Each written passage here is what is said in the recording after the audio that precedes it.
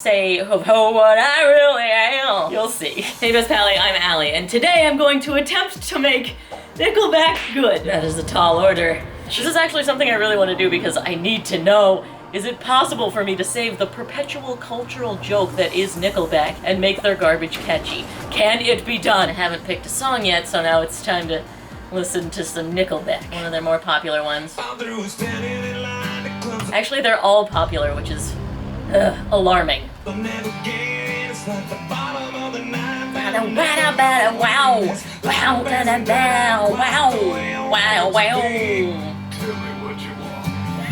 Spoken line. Is this country? No, it's butt rock. I told my friend my plan to do Nickelback, and he's like, ooh, butt rock. And I was like, I feel like I've heard that before, I had to look it up. The term comes from radio stations that would only play rock, and their catchphrase was, nothing but rock. And people listening were like, nothing but rock? Anyway, next to Nickelback. Okay, I think we get the gist. Here's another. Never made it as it was, man. Ooh, it's in 3/4. The ratio is like old television. YouTube had to resize to handle the 2000s. I couldn't cut it as a poor man. Say well. Wow. By the way, you've seen me fangirl about so many artists in this series. I thought it was time for me to do something that just makes me feel awful. Here come the drums. This is how you remind me. Honestly, it's worse than I remember. How really? Yeah. That part's maybe kind of cool. God, these are so familiar to me. Wow. It's like ingrained in my brain. I couldn't get away from it on the radio. Yeah. Yeah. This was everywhere. Why do people... Who liked this? Now I realize I'm losing all my Nickelback subscribers.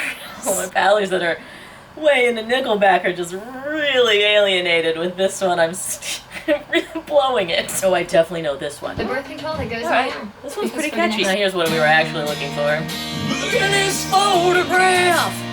Every time I do it makes me laugh.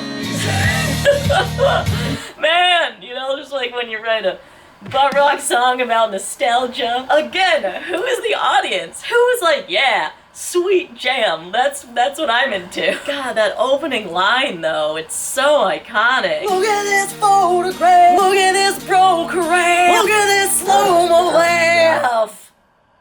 Look at this photograph. I hate how familiar I am with all of these. Wait, Someday. I've not heard this one. Yes, I have. I know this one too. I know you wanna win. This is how you remind me of what I really... I could just mash up a bunch of them, you wouldn't know the difference. This is a different song. They all have that same guitar, that same voice. Let's see what Apple has to say about Nickelback. And there's an essential Nickelback playlist. Oh, it's just empty. Oh, how great would that be? Just hear all the essentials. Absolutely none. You should not listen. Burn it to the ground. Alright, I get another one. I don't know this one. Oh, sick though! What? This is dope! Oh, wait! I know why I like it. He hasn't started singing yet. Now you ruined it. Honestly, I could improve any one of these songs by doing it exactly the same and just not singing all butt rocky. Like, why?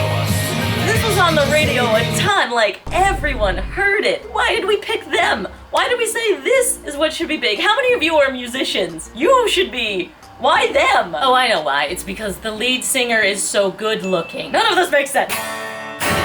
Look at this photograph. Every time I do it makes me laugh. I'm gonna go with the song How Will You Remind Me, because I think it has the best chance of being not terrible. It's not like you to say sorry. What, you expected me to pick the hardest one? I'm already trying to fix Nickelback. This doesn't need to be more impossible. Okay, how does this go? I don't remember, because they're all the same. Okay, great. Sure. We need a palate cleanser. I wanna see you peacock, you peacock. That one's so good. Oh yeah. Catchiness is mainly the way I decide if a song is good or not. So like, food jingles are the height of artistry to me. So in an attempt to remove the suck from Nickelback, I'm gonna use Katy Perry as a style example because she's peak catchiness. Chord progression. I'm just gonna look up the tablature. Never made it as a wise man. Oh, okay. couldn't cut it as a poor man stealing. I mean, there's room to grow. Wow! It's, well, one in drop D, the butt rockiest of guitar tuning. And also a major key. But you listen to it and you're like, this is clearly minor. It's not. It's just so bad, it sounds minor. I'm gonna try and fix their awful melody by using a million chords so that everything I'm singing still falls within.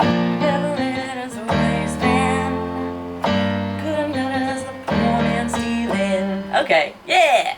Put a little deceptive cadence in there, so I'm on F and you think it's gonna go back to the main key, but instead I go to the minor 6. Still super pop. Katy P, what are we using? California Girls. I know a place where the grass is really greener. Yeah, she's switching a lot of chords and I love that rhythm. Oh yeah, did I need to mention I'm speeding this up too? Let's get some drums going. She's usually just this like super clean kick snare. If you want it all, you make it like a rocket every day. Why would anyone have Nickelback exist on this planet when you can listen to this? Okay, sorry.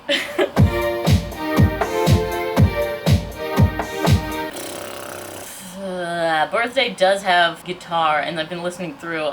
She opens with guitar in a lot of her stuff, like TGIF. Lead you in with guitars, and surprisingly Teenage Dream. Just like plucked clean guitars. I guess I'm gonna put guitar in. I don't want it to be anywhere near Nickelback. I'll just make sure that I have the butt rock switch off and not be in drop D.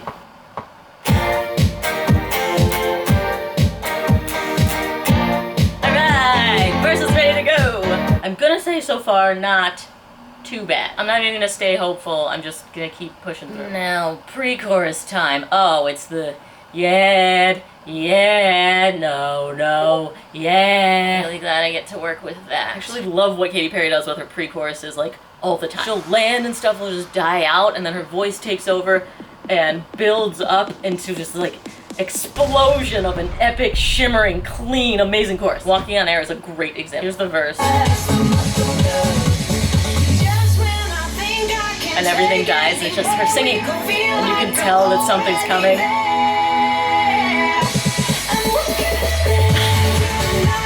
Oh, okay, yeah, let's do that. To land in the pre-chorus, I'm gonna use this. Oh, you can't hear that, can you? You are on your cell phone and this is too low. But trust me, it is rumbling. That'll help everything die out. I'm gonna use a fall, too, that just sort of takes us out. And we wanna do the reverse to build up. Some risers happening. Some reverse cymbal things is like if you crash a cymbal, but then you play it backwards. Weird, right? But it's so good for building into a downbeat. And I'll use this. I know it sounds crazy, it's just noise. This is like radio static. This is what you hear when Nickelback comes on and you'd rather just listen to nothing. And I know the sound is crazy, but it will be super helpful to make the energy like fall and then rise again. I'll show you. So...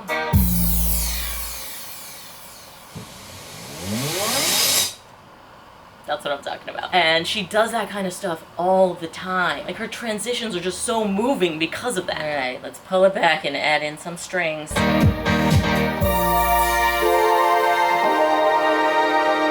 You remind me of her. Cool.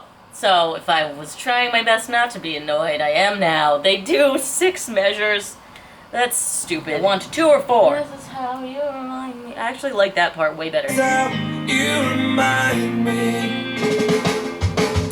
And it just sort of like has space. That's what Katy would do. She likes space. So I'm just using that line. I'm not changing the melody. I'm just gonna use that twice and then not say oh what I really am. You'll see. This is how you remind me. This is how you remind me. Yes! Katy! And maybe you change the melody a little, but that's fine. We just need that, like, build-up note at the end. And then land, crash cymbals, and that weird noise sound. Add some bass. And I've worked out my favorite part. So he goes, and I like the starts and stops, but I think the accent should be on been instead of and like this. Up and out. And now we have a post-chorus, because that's what we needed more. In Birthday, she goes into halftime on the bridge, which basically means that everything just feels twice as slow. The beat's going along like this. Ba, ba, ba, ba, ba. Let me get you in your birthday suit. It's a cool way to change it up, so let's do that. And when we come back in, it'll be even that much more catchy. Hopefully. I feel like I need a little more in here. So let me get you in your It's got like a really high end like thing going on. I assume she probably programmed it so she could just play a chord and it arpeggiates, but I'm just gonna play it myself. Oh, and then guess what? Nickelback does another verse. 2 verses from them? Why do we need that? I really just want to get out of it at this point. Actually, I'm gonna put in the photograph line. Like, what is a Nickelback jam without singing about that picture of Joey? And then we will land in the final chorus with all of the instruments that we've used up until now to just make this giant wash of sound.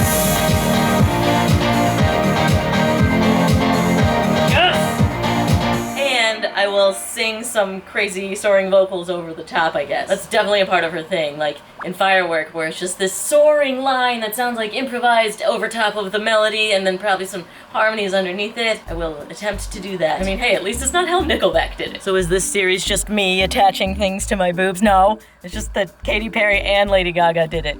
And also Madonna, so who knows in the future.